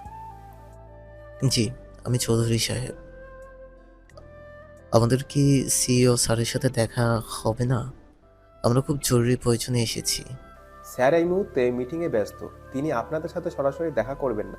তবে আপনাদের কেসটা তিনি স্টাডি করেছেন, তিনি আপনাদের সাহায্য করতে রাজি আছেন। তবে ওনার একটা বিশেষ শর্ত আছে। কি শর্ত স্যার? উনি যা বলবেন আমরা তাতেই রাজি। কোম্পানিটা বেঁচে গেলেই হলো। কৌশিক এবার তার হাতের ফাইলটা বন্ধ করে অব্রর বাবা আর চাচার চোখের দিকে সরাসরি তাকালেন। তার চোখে এক রহস্যময় হাসি। সত্যটা বেশ অদ্ভুত। মায়াবিন গ্রুপের মালিক চান আপনাদের চৌধুরী বাড়ির মেয়ের সাথে ওনার বিয়ে দিতে হবে। যদি আপনারা এই বিয়ের প্রস্তাবে রাজি থাকেন তবে আগামী 1 ঘন্টার মধ্যে আপনাদের সব ব্যাংক লোন শোধ করে দেওয়া হবে এবং কোম্পানিকে দেউলিয়া হওয়ার হাত থেকে বাঁচানো হবে। কৌশিকের কথা শেষ হতেই ড্রয়িং রুমে যেন বজ্রপাত হলো। অব্রর বাবা আর চাচার পায়ের তলা থেকে মাটি সরে গেল। তারা একে অপরের দিকে তাকাচ্ছেন। নীলা তো নিজের কানকেই বিশ্বাস করতে পারছে না। এ কি বলছেন আপনি? মায়াবিন গ্রুপের মতো বিশাল সাম্রাজ্যের মালিক আমাদের বাড়ির মেয়েকে বিয়ে করতে চান? কিন্তু উনি তো কোনোদিন আমাদের মেয়েকে দেখেননি, এমনকি আমরা ওনার চেহারা পর্যন্ত জানি না। মায়াবিন গ্রুপের সিও আমাকে বিয়ে করতে চায়, তার মানে আমি এই বিশাল সাম্রাজ্যের রানী হব? আমার কপাল তো খুলে গেল। কিন্তু স্যার, এত বড় একটা সিদ্ধান্ত এভাবে হুট করে, আর নীলা কি রাজি হবে? আব্বু, পরিবারের ভালোর জন্য আমি যে কোনো ত্যাগ স্বীকার করতে রাজি। মায়াবিন গ্রুপের সিও যদি আমাকে পছন্দ করেন তবে আমার অমত নেই। সবাই যখন নীলার বিয়ে নিয়ে আকাশ কুসুম ভাবছে, তখন ঘরের কোনায় বসে থাকা অব্র ঠোঁটের কোণে এক চিলতে বাঁকা হাসি ফুটে উঠল। সে মনে মনে ভাবল, আরে বোকা লোকজন, চৌধুরী বাড়ির মেয়ে বলতে কি শুধু নীলাই আছে? আমার একমাত্র ছোট বোন অবন্তীও তো এই বাড়ির মেয়ে, যাকে তোমরা গ্রামের বাড়িতে অবহেলায় ফেলে রেখেছো। অব্রর বাবা কৌশিকের দিকে তাকিয়ে, স্যার, আমরা এই প্রস্তাবে রাজি। নীলা আমাদের বাড়ির মেয়ে, ওই এই বিয়েতে স্বাচ্ছন্দ্যেই মত দিচ্ছে। আপনারা ভুল বুঝছেন চৌধুরী সাহেব। সিও স্যার নির্দিষ্ট করে কারোর নাম বলেননি। তিনি শুধু বলেছেন চৌধুরী বাড়ির মেয়ে। আর এই বিয়ের কাবিনানামায় সই না হওয়া পর্যন্ত কোম্পানির 1টি টাকাও রিলিজ হবে না। চৌধুরী সাহেবের অবস্থা তখন শোচনীয়। একদিকে সাম্রাজ্য হারানোর ভয়, অন্যদিকে অজানা এক মানুষের হাতে বাড়ির মেয়েকে তুলে দেওয়ার শর্ত। কিন্তু কোম্পানি বাঁচাতে হলে তাদের এই জুয়া খেলতেই হবে। অব্র হঠাৎ সোফা থেকে উঠে দাঁড়িয়ে, বাবা, না জেনে বুঝে এমন শর্তে রাজি হওয়া কি ঠিক হচ্ছে? যদি এই বিয়ের পেছনে অন্য কোনো রহস্য থাকে? তুই চুপ করবি অব্র? তোর মতো অকর্ম লোক কি বুঝবে ব্যবসার ডিল? আমার কপাল পুড়ছে না, কি খুলছে সেটা আমি বুঝবো। তুই শুধু নিজের চরকায় তেল দে। কৌশিক অব্রর দিকে একবার তাকিয়ে দ্রুত চোখ সরিয়ে নিলেন। তিনি জানেন এই পুরো নাটকটির পরিচালক আসলে কে। তাহলে আমি ধরে নিচ্ছি আপনারা রাজি। কাল সকালে আমাদের উকিল আপনাদের বাড়ি যাবেন বিয়ের প্রাথমিক কাজ সারতে। আর হ্যাঁ, সিও স্যার কাল বিয়ের আসরে নিজের পরিচয় প্রকাশ করবেন, তার আগে নয়। অব্র বাবা আর চাচা ঘোরের মধ্যে মায়াবিন টাওয়ার থেকে বেরিয়ে এলেন। তারা একবারও কল্পনা করতে পারেনি যে তাদের ডুবতে থাকা নৌকা বাঁচানোর জন্য এমন এক শর্ত আসবে। তারা কি জানতেন যে সিইওর সাথে তারা মেয়ের বিয়ে দেওয়ার স্বপ্ন দেখছেন সে আসলে অন্য কোনো চাল চালছে? আর অব্র, সে কেন এই বিয়ের শর্ত দিল? মায়াবিন টাওয়ার থেকে ফেরার পথে চৌধুরী সাহেব এবং অব্রর ছোট চাচার মুখাবয়ব ছিল কুয়াশাচ্ছন্ন। মায়াবিন গ্রুপের সিইওর দেওয়া সেই অদ্ভুত শর্ত তাদের মনে এক গভীর শঙ্কার সৃষ্টি করেছে। গাড়ি যখন বাড়ির প্রধান ফটকে এসে থামল, তখন দুজনের চোখেই রাজ্যের দুশ্চিন্তা। বাড়িতে ঢুকতেই তারা ড্রয়িং রুমের সোফায় ধপাস করে বসে পড়লেন। অব্রর চাচা কপালে হাত দিয়ে, ভাইজান, এছাড়া তো আমাদের হাতে আর কোনো পথ খোলা নেই। হয় কোম্পানি নিলামে উঠবে, না হয় মায়াবিন গ্রুপের সেই রহস্যময় সিইওর শর্ত মানতে হবে। কিন্তু নীলা কি রাজি হবে? রাজি না হয়ে উপায় কি? রাস্তায় নামার চেয়ে কোনো ধনকূপের ঘরের বউ অনেক ভালো। নীলা বুদ্ধিমতী মেয়ে, ও নিশ্চয়ই পরিবারের সম্মান আর ব্যবসার কথা ভাববে। ঠিক সেই মুহূর্তে নীলা উপরতলা থেকে নামতে নামতে তাদের কথাগুলো শুনে ফেলল।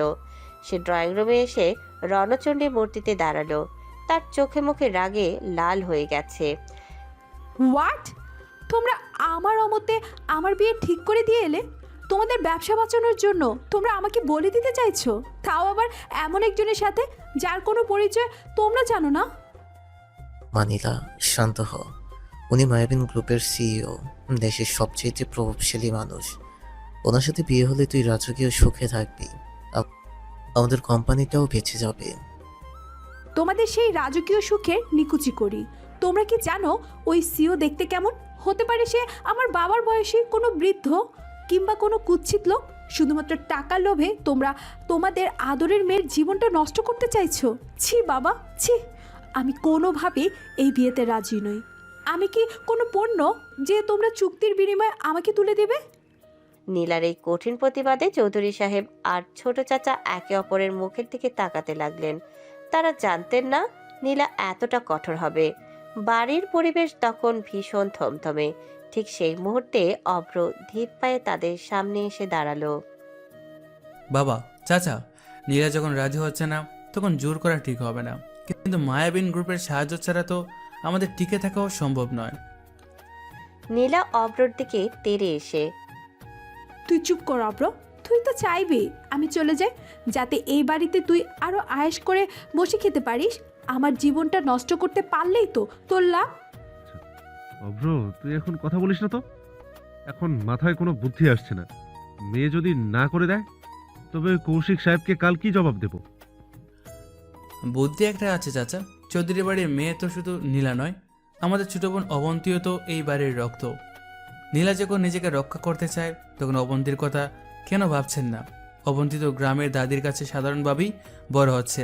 ওর সাথে এই বিয়েটা দিলে হয়তো মায়াবিন গ্রুপের সিইও আপত্তি করবেন না। অভ্রর কথা শুনে চৌধুরী সাহেব আর ছোট চাচা চমকে উঠলেন। তারা ভুলে গিয়েছিলেন যে অভ্রর আপন ছোট বোন অবন্তীও চৌধুরী বংশের মেয়ে। দারুণ বুদ্ধি। ওই গেও ভূত অবন্তীকে পাঠিয়ে দাও।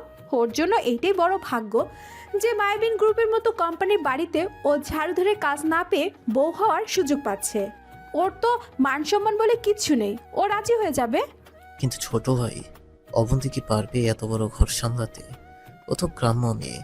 সিও সাহেব যদি ওকে দেখে খেপে যান? বাবা, অবন্তীকে তোমরা চেনোই না। সে যখন আসবে তখন বুঝবে আসলে অভিজাত্য কার মধ্যে আছে। তোমরা শুধু কাল সকালের মধ্যে ওকে গ্রাম থেকে নিয়ে আসার ব্যবস্থা করো। বাকিটা আমি আর কৌশিক সাহেব দেখে নেব। চৌধুরী সাহেব আর ছোট চাচা বাধ্য হয়ে অভ্রর প্রস্তাবে সায় দিলেন। তাদের কাছে এখন নিজেদের আভিজাত্য আর ব্যবসা বাঁচানোই মুখ্য। তারা জানতেন না অভ্রর এই চালের পেছনে কত বড় রহস্য লুকিয়ে আছে। রাতে অভ্র তার রুমের জানালা দিয়ে বাইরের অন্ধকারের দিকে তাকিয়ে মনে মনে বলল, নীলা, তুমি আজ নিজেকে বাঁচালে না, বরং জীবনের সবচাইতে বড় সুযোগটা হারালে। আর বাবা, চাচা, তোমাদের এই অবহেলার জবাব কাল বিয়ের আসরই পাবে। অবন্তী আসছে, আর তার সাথেই আসবে চৌধুরী পরিবারের চূড়ান্ত পতনের ঘণ্টা। পরদিন সকালে চৌধুরী বিলার ড্রয়িং রুমে এক অদ্ভুত রণক্ষেত্রে পরিণত হয়েছে। মায়াবিন গ্রুপের পক্ষ থেকে কৌশিক সাহেব কয়েকজন উকিল এবং বডিগার্ড নিয়ে বাড়িতে হাজির হয়েছেন। তাদের হাতে আইনি নথিপত্র এবং বিয়ের কাবিননামা। বাড়ির সবাই উপস্থিত থাকলেও সেখানে নীলা নেই। নীলা তার জেদে অটল। সে কোনোভাবেই এই অচেনা সিইওকে বিয়ে করবে না। তাই নিরুপায় হয়ে চৌধুরী সাহেব অবন্তীকে সামনে দাঁড় করিয়েছেন। অবন্তী খুব সাধারণ একটা সালোয়ার কামিজ পরে মাথায় ওড়না টেনে দাঁড়িয়ে আছে। কৌশিক চারদিকে তীক্ষ্ণ নজর বুলিয়ে হঠাৎ গর্জে উঠলেন, চৌধুরী সাহেব, কাল আমাদের ডিল কি হয়েছিল? ডিল ছিল চৌধুরী বাড়ির বড় মেয়ের সাথে আমাদের সিও স্যারের বিয়ে হবে। কিন্তু আমি এখানে নীলা চৌধুরীকে দেখতে পাচ্ছি না কেন? এই মেয়েটি কে? স্যার, নীলা আসলে একটু অসুস্থ, তাই আমরা ভেবেছি ছোট মেয়ে অবন্তীর সাথে বিয়েটা দিলে কোনো সমস্যা হবে না। ও তো আমাদের বাড়িরই মেয়ে। কৌশিক এবার টেবিল চাপড়ে দাঁড়িয়ে পড়লেন। তার চোখে মুখে চরম বিরক্তি ফুটে উঠল। কি বললেন? মস্করা করছেন আমাদের সাথে? মায়াবিন গ্রুপের সিও কোনো খেলনা নয় যে আপনারা যখন যাকে খুশি সামনে দাঁড় করিয়ে দেবেন। আমাদের স্যার স্পষ্ট নির্দেশ দিয়েছিলেন নীলা চৌধুরীর কথা। Deal is deal. স্যার, দয়া করে বোঝার চেষ্টা করুন। অবন্তীও তো অনেক লক্ষ্মী মেয়ে, পরহেজগার। ওর সাথে বিয়ে হলেও তো সিও স্যারের কোনো লস নেই। চুপ করুন। আপনারা সত্যভঙ্গ করেছেন। এর মানে হলো মায়াবিন গ্রুপ এখন আপনাদের কোনো সাহায্য করবে না।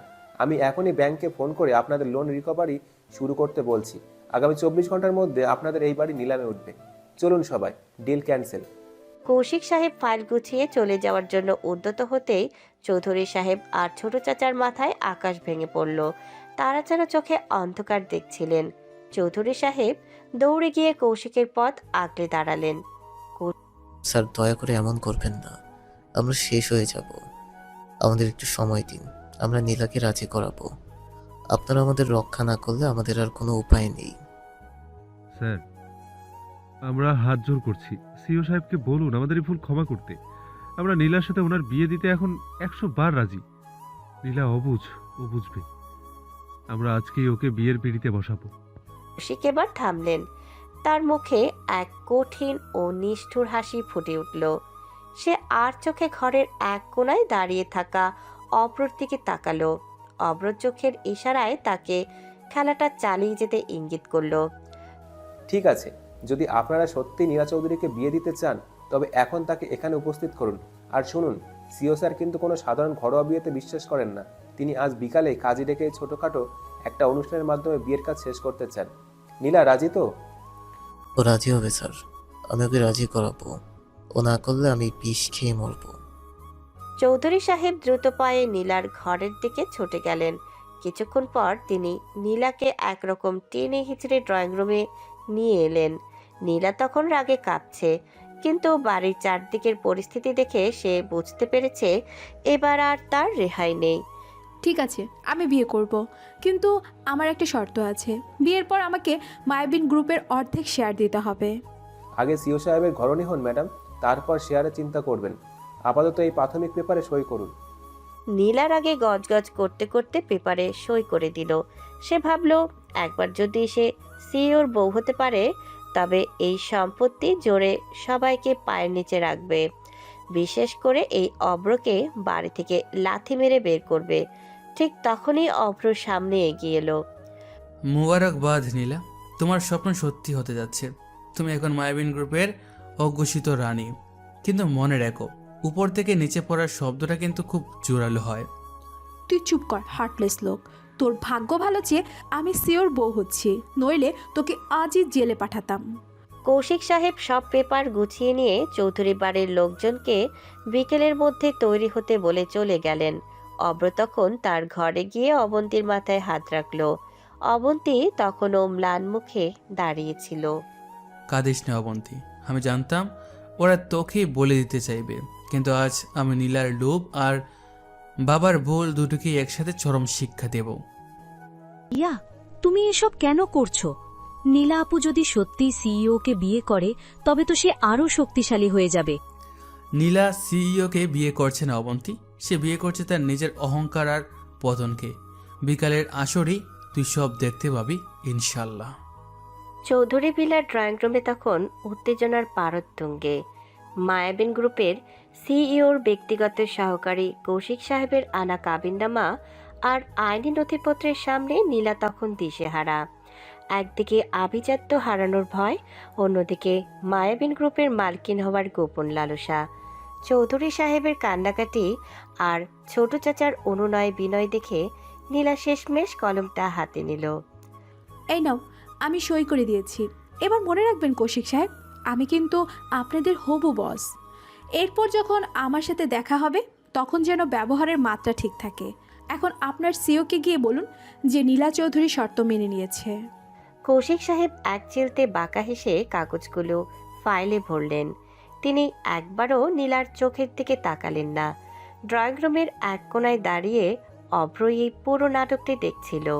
নীলার সই করার মুহূর্তটিতে অভ্রর ঠোঁটের কোণে এক অদ্ভুত বিজয়ের হাসি ফুটে উঠল। সে মিটমিট হাসতে হাসতে মনে মনে বলল, নীলা, তুমি আজ শুধু কাগজে সই করলে না, নিজের পতনের পরোয়ানায় সিলমোহর দিলে। অহংকার আর লোভ মানুষকে কতটা অন্ধ করে দেয় তা আজ তোমাকে দিয়ে প্রমাণ করাবো। তুমি ভাবছো মায়াবিন গ্রুপের মালকিন হয়ে গেছো, আসলে তুমি আমার পাতা ফাঁদে পা দিয়েছো। কৌশিক সাহেব যখন ফাইল নিয়ে বেরিয়ে যাওয়ার জন্য পা বাড়ালেন, অভ্র অত্যন্ত সুকৌশলে ভিড়ের আড়ালে মিশে গেল। বাড়ির কেউ টেরি পেল না কখন অভ্র সেখান থেকে উধাও হয়ে গেছে। বাড়ির প্রধান ফটক পেরিয়ে খানিকটা দূরে নির্জনে একটি রাজকীয় কালো লিমুজিন দাঁড়িয়েছিল। অব্র যখন গাড়ির কাছে পৌঁছালো, সেখানে অপেক্ষারত বডিগার্ড আর কোম্পানির কর্মকর্তারা মুহূর্তের মধ্যে টান টান হয়ে দাঁড়িয়ে তাকে সম্মান জানালো। কর্মকর্তারা ও বডিগার্ড একসাথে সেলুট দিয়ে। Good morning sir. অব্র সেই সাধারণ মেকি চেহারার আড়ালে থাকা তেজস্বী ব্যক্তিত্ব এখন পুরোপুরি প্রকাশিত। সে গাড়িতে বসার সাথে সাথেই কৌশিক সাহেব অত্যন্ত বিনয়ের সাথে ফাইলটি অব্রর দিকে বাড়িয়ে দিলেন।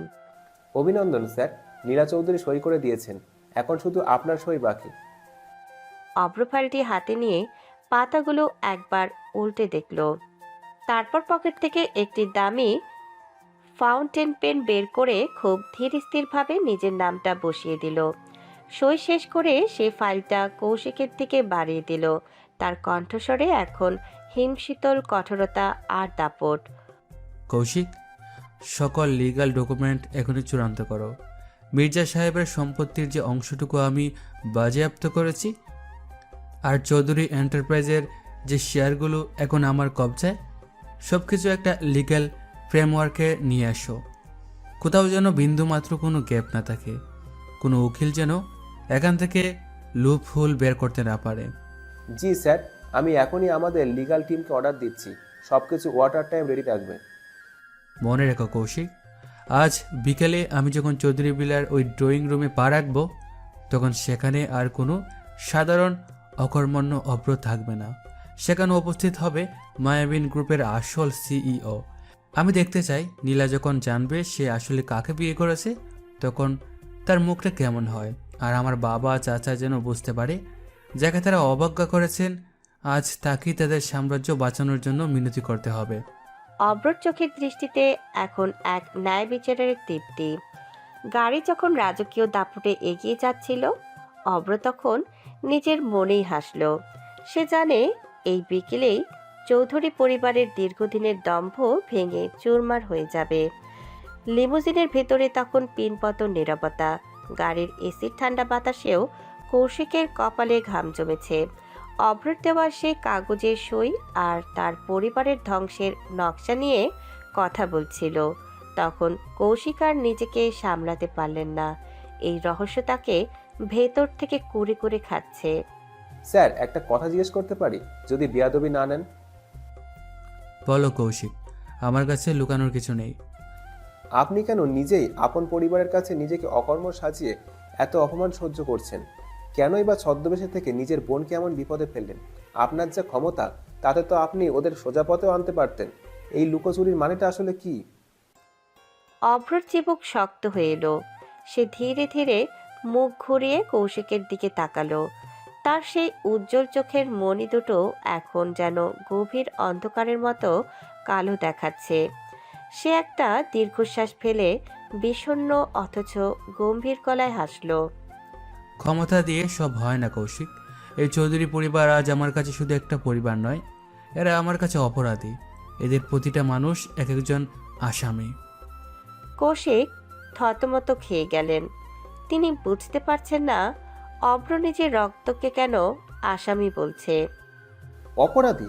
স্যার, ওরা তো আপনার রক্ত, আর তারা আপনার সাথে খারাপ ব্যবহার করেছে ঠিকই, কিন্তু আপনি তাদের আসামি বলছেন কেন? কারণ তারা শুধু আমার কেরিয়ার নষ্ট করেনি কৌশিক, তারা আমার মায়ের খনি। এই চৌধুরী পরিবারের অভিজাত্যের আড়ালে আমার মায়ের রক্ত লেগে আছে। কথাটি শুনে কৌশিক পুরো থমকে গেলেন। তার মনে হলো তার চারপাশের বাতাস হঠাৎ ভারী হয়ে গেছে। গাড়ির ইঞ্জিন চললেও কৌশিকের কানে তখন বজ্রপাতের মতো শব্দ বাজছে। মায়ের খনি? স্যার, আপনি কি বলছেন? আপনার মা তো অসুস্থ হয়ে মারা গেছেন বলেই আমরা জানি। অসুস্থ হয়ে মারা গেছেন, নাকি তাকে তিলে তিলে মেরে ফেলা হয়েছে? যে মানুষটাকে ছোটোবেলা থেকে দেখেছি এবারের প্রতিটা লাঞ্ছনা মুখ বুজে সহ্য করতে, যাকে উচ্ছিষ্ট খাবার দেওয়া হতো কারণ সে নিচু পরিবারের মেয়ে ছিল, তার মৃত্যুর বিচার কি হবে না? আমার বাবা আর ছোট চাচা আজ নিজেদের ব্যবসার কথা ভাবছে, কিন্তু সেদিন তারা একবারও ফিরে তাকায়নি যখন আমার মা এক ফোঁটা ওষুধের জন্য এই ড্রয়িং রুমে পড়ে চিৎকার করছিলেন। অভ্র থামল। তার চোখ এখন লাল হয়ে উঠেছে। সে সিটের পেছনে মাথা ঠেকিয়ে চোখ বন্ধ করল। গাড়ির ভেতরের পরিবেশ এখন এক গুমট রহস্য ছেয়ে গেছে। আমি এই ছদ্মবেশ নিয়েছি কারণ আমি দেখতে চেয়েছিলাম মায়ের মৃত্যুর পর এই মানুষগুলো কতটা নিচে নামতে পারে। আমি দেখতে চেয়েছিলাম যে চৌধুরী বংশের অহংকারের জন্য আমার মাকে মরতে হয়েছে, সেই অহংকার কতটুকু ঠুনকো। আজ নীলার বিয়েটা একটি চুক্তি নয় কৌশিক, এটা একটা ফাঁদ, যে ফাঁদে পা দিয়ে তারা নিজেরাই নিজেদের কবর খুঁড়ছে। তার মানে আপনি এই বিয়ের পর চৌধুরী পরিবারকে চিরতরে শেষ করে দেবেন? শেষ তো তারা সেদিনই হয়ে গিয়েছিল, যেদিন আমার মা শেষ নিঃশ্বাস নিয়েছিলেন। এখন শুধু আইনিভাবে তাদের সর্বশান্ত হওয়া বাকি। রহস্যের চাদর এখনই খুলছি না কৌশিক। বিকালের আসরে যখন আমি মুখোশ খুলব, তখন চৌধুরী বিলার প্রতিটি দেওয়াল আমার মায়ের আর্তনাদ শুনবে। কৌশিক স্তব্ধ হয়ে বসে রইলেন। তিনি আর কোনো প্রশ্ন করার সাহস পেলেন না। তিনি বুঝতে পারলেন আজ পর্যন্ত তিনি যে শান্ত অভ্রকে দেখেছেন তার ভেতরে এক বিশাল আগ্নেয়গিরি লুকিয়ে আছে। অভ্রর মায়ের মৃত্যুর পেছনে এমন কি গোপন জট আছে যা এখনো কেউ জানে না। তা ভেবেই তিনি শিউরে উঠলেন। লিমুজিনটি তখনও রাস্তার পাশে স্থির দাঁড়িয়েছিল। গাড়ির ভেতরে অভ্রর বলা কথাগুলো যেন বাতাসের অক্সিজেন শুষে নিচ্ছিল। কৌশিক স্তব্ধ হয়ে বসে থাকলেও গাড়ির আধা খোলা জানালার বাইরে ছায়ার মতো দাঁড়িয়ে থাকা একজন মানুষের কানে সব কথা চলে গেছে। সে আর কেউ নয়, অভ্রর ছোটবেলার বন্ধু নিলয়। নিলয় সব শুনে স্তম্ভিত হয়ে জানালার সামনে এসে দাঁড়ালো, তার চোখে মুখে অবিশ্বাসের ছাপ। অভ্র, তুই এসব কি বলছিস? আমি কি ঠিক শুনলাম? তুই বললি তোর মা মারা গেছে? তাহলে ওই বাড়িতে এতদিন যাকে আমরা তোর মা বলে দেখে এসেছি, যার পায়ের ধুলো নিয়ে তুই ঘর থেকে বের হোস, তিনি কে? নিলয়ের হঠাৎ আবির্ভাবে অভ্র চমকে গেল না। সে জানতো নিলয় আশেপাশে আছে। অভ্র ধীরে ধীরে জানালার দিকে মুখ ফেরালো। তার চোখের সেই শান্ত ভাবটা এখন এক গভীর অরণ্যের মতো রহস্যময় দেখাচ্ছে। সে একটা লম্বা শ্বাস ফেলল, যা বুক চেড়ে বেরিয়ে আসা কোনো কান্নার মতো শোনালো। ভেতরে যিনি আছেন নিলয়, তিনি আমার জন্মদাত্রী নন।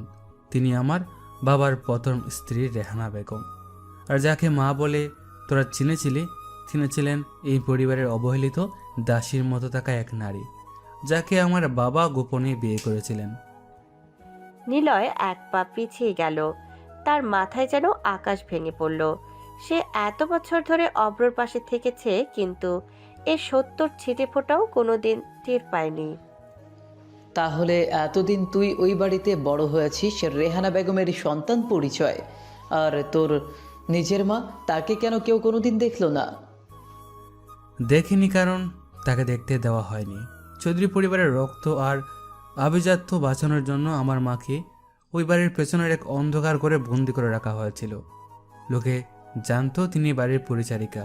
আমার বাবা যখন তার প্রথম স্ত্রীর কোনো সন্তান হচ্ছিল না দেখে দ্বিতীয় বিয়ে করেছিলেন, তখন শর্ত ছিল সন্তান জন্ম নিলে তাকে রেহানা বেগমের হাতে তুলে দিতে হবে। আর আমার জন্ম হওয়ার পর ঠিক তাই হলো। আমাকে আমার মায়ের বুক থেকে ছিনিয়ে নিয়ে ওই ড্রয়িং রুমে রাজপুত্রের মতো বড় করা হয়েছে। আর আমার নিজের মা সেই পিছনের করে দুঃখে দুঃখে মরছেন। কৌশিক আর নিলয় দুজনই একে অপরের মুখের দিকে তাকাচ্ছেন। গল্পের এই মোড় তাদের কল্পনার বাইরে ছিল। অভ্রর কণ্ঠস্বর এখন আরও গম্ভীর হয়ে উঠল, যেন প্রতিটি শব্দের পেছনে জমাট বাঁধা রক্ত লেগে আছে। আমি ছোটবেলায় যখন কাঁদতাম, তখন ওই মা আমাকে কোলে নিতেন। আমি তখন বুঝতাম না কেন ওনার চোখে জল থাকতো। বড় হয়ে যখন আসল সত্যিটা জানলাম, ততক্ষণে অনেক দেরি হয়ে গেছে। রেহানা বেগম সব জানতেন, কিন্তু নিজের মাতৃত্বের লোভে তিনি একজন নারীকে জীবন্ত কবর দিতে সাহায্য করেছেন। আমার বাবা যখন ব্যবসার নেশায় মত্ত, আমার মা তখন এক ফোঁটা ওষুধের জন্য ওই করে তিলে তিলে মারা গেছেন। কেউ দরজা খুলেনি নিলয়, কেউ না। তার মানে তুই এই বাড়িতে এখন যে মায়ের সেবা করিস সেটা অভিনয়? না নিলয়, ওটা অভিনয় নয়, ওটা আমার প্রতিশোধের একটা অংশ। ওনাকে আমি এমন এক উচ্চতায় বসিয়েছি যেখান থেকে নিচে পড়লে হাড়গোড় চূর্ণ হয়ে যাবে। তিনি ভাবছেন আমি তাকে খুব ভালোবাসি, কিন্তু তিনি জানেন না আমি প্রতিটি মুহূর্তে ওনার চোখের দিকে তাকিয়ে আমার মৃত মায়ের চেহারা খুঁজি। ওনার এই মাতৃত্বের মোহ একদিন ওনাকে শেষ করে দেবে। কৌশিক সাহেব এবার আর স্থির থাকতে পারলেন না। তিনি অব্রর এমন ভয়ঙ্কর রূপ আগে কখনো দেখেননি। স্যার, আপনি এত বড় একটা কষ্ট বুকে চেপে আজ পর্যন্ত এই সাধারণ ছদ্মবেশে নিয়ে ওই মানুষগুলোর সেবা করে গেছেন। আপনার সহ্য ক্ষমতা তো পাথরের চেয়েও শক্ত। পাথর তো আমি সেদিনই হয়ে গিয়েছিলাম, যখন পেছনের ঘরের জানালা দিয়ে দেখেছিলাম আমার মায়ের নিতর দেহটা এক ভ্যানে করে বাইরে নিয়ে যাওয়া হচ্ছে। কোনো চৌধুরী সেখানে ছিল না, কোনো আত্মীয় ছিল না। আজ নীলার বিয়েটা তো কেবল শুরু। আজ বিকেলে আমি যখন এইসব সত্যের ফাইল ড্রয়িং রুমে ছুঁড়ে মারব, তখন তারা বুঝবে যাকে তারা অকর্মণ্যভাবে অপমান করেছে সে আসলে তাদের পাপের হিসাব নিতে ফিরে আসা এক যমদূত। তুই কি তবে রেহানা বেগমকেও ছাড়বি না? উনি তো তোকে মায়ের মমতা দিয়ে বড় করেছেন। যে মমতা অন্যের রক্ত দিয়ে কেনা, সেই মমতার কোনো দাম আমার কাছে নেই নিলয়। যে নারী জেনে বুঝে আরেকজন নারীর সন্তান কেড়ে নেয় আর তাকে অন্ধকার করে মরতে দেখে, সে কোনোদিনও মা হতে পারে না। বিকেলে মির্জা সাহেব যখন আসবেন আর আমার আসল পরিচয় যখন উন্মোচিত হবে, তখন রেহানা বেগম তার জীবনের সবচাইতে বড় ধাক্কাটা খাবেন। অব্রর চোখ থেকে এক ফোঁটা জলও পড়ল না, কিন্তু তার চারপাশের পরিবেশটা এক নিস্তব্ধ হাহাকারে ভরে গেল। নিলয় আর কৌশিক দুজনেই বুঝতে পারল আজ বিকেলের বিয়ের আসর কোনো আনন্দ উৎসব নয়, বরং বহু বছর আগের এক হত্যার চূড়ান্ত বিচারের মঞ্চ হতে যাচ্ছে। অব্র গাড়ি থেকে বেরিয়ে আকাশের দিকে তাকালো। বিকালের সূর্যটা তখন রক্তিম বর্ণ ধারণ করেছে, যেন আকাশও আজ অব্রর এই রক্তমাখা ইতিহাসের সাক্ষী হতে প্রস্তুত। বিকেলের আকাশটা ধীরে ধীরে ফ্যাকাশে হয়ে আসছিল। গাড়ির বাইরে দাঁড়িয়ে নিলয় তখনও অব্রের কথাগুলো হজম করতে পারছিল না। পেছনের ঘরের সেই অন্ধকার কাহিনী শোনার পর তার পুরো শরীর ভয়ে রিরি করে উঠল। সে অব্রর চোখের দিকে তাকিয়ে দেখল সেখানে কোনো মায়া নেই, আছে শুধু এক শীতল সংহারী দৃষ্টি। নিলয় একটু ইতস্তত করে আবার প্রশ্ন করল, সব তো বুঝলাম অভ্র, কিন্তু এই যে এতদিন ধরে মির্জা সাহেব তোর বাবার ব্যবসার ধস নামানোর চেষ্টা করলো, তোদের সে আর দখল করতে চাইলো, আর তুই তাকে পাল্টা আঘাত দিয়ে ধ্বংস করলি, সেটা কি স্রেফ নাটক ছিল? মির্জা সাহেবের সাথে তোর শত্রুতা তো তবে আসল ছিল না? অব্র একটা তাচ্ছিল্যর হাসি হাসলো। সে পকেট থেকে একটা সিগারেট বের করে ধরালো। ধোঁয়াটা ধীরে ধীরে বাতাসে মিলিয়ে যেতে যেতে সে নিলয়ের দিকে তাকালো। আরে মির্জা তো একটা গুটি মাত্র নিলয়, ও আর কতটুকু ক্ষতি করবে? একটা শিয়াল কি কোনোদিন বাঘের গোয়ায় হানাইতে পারে? ও যা করেছে তা তো ছিল স্রেফ লোভে পড়ে করা কিছু বোকামি। মির্জা সাহেব ভেবেছিলেন তিনি চৌধুরীদের রাজত্ব দখল করবেন, কিন্তু তিনি জানতেন না এই সাম্রাজ্য ভেতর থেকেই অনেক আগে গুণপোকা খেয়ে শেষ করে দিয়েছে। নিলয় ভ্রুকুচকে অব্রর কথাগুলো শোনার চেষ্টা করছে। অব্রর প্রতিটি কথা এখন ধাঁধার মতো লাগছে। ঘুটি মানে? তবে আসল চালটা কার ছিল? চৌধুরীদের ক্ষতি তো চৌধুরীরা নিজেই করবে নিলয়। ওদের এই গর্বিত রক্তই ওদের ধ্বংসের জন্য যথেষ্ট। যারা নিজের বংশের আভিজাত্য নিয়ে বড়াই করত, যারা আমার মায়ের সাধারণ পরিবারকে ছোট জাত বলে তুচ্ছ তাচ্ছিল্য করত, আজ তাদের সেই অভিজাত্য তাদের গলার ফাঁস হবে। মির্জা সাহেবকে আমি শুধু ব্যবহার করেছি ওদের ভয় দেখানোর জন্য, যাতে ওরা প্রাণ বাঁচাতে ওই মায়াবিন গ্রুপের শর্তে রাজি হয়। আর আজ সেই শর্তের জালেই ওরা নিজেদের পা ঝুলিয়ে দিয়েছে। কৌশিক সিটে বসে ঘামাচ্ছিলেন। তিনি দেখেছিলেন কিভাবে অব্র পরম নিপুণতায় এক একটি চাল চেলে তার পুরো পরিবারকে এক অদৃশ্য খাঁচায় বন্দি করে ফেলেছে। স্যার, আপনি কি বলতে চাইছেন যে আপনি নিজের বাবা আর চাচার বিরুদ্ধে মির্জা সাহেবকে উস্কে দিয়েছিলেন? উস্কে দেওয়া নয় কৌশিক, আমি শুধু মির্জার সামনে কিছু সুযোগ ফেলে দিয়েছিলাম। আর লোভী মানুষ সুযোগ দেখলে ঝাঁপিয়ে পড়বেই।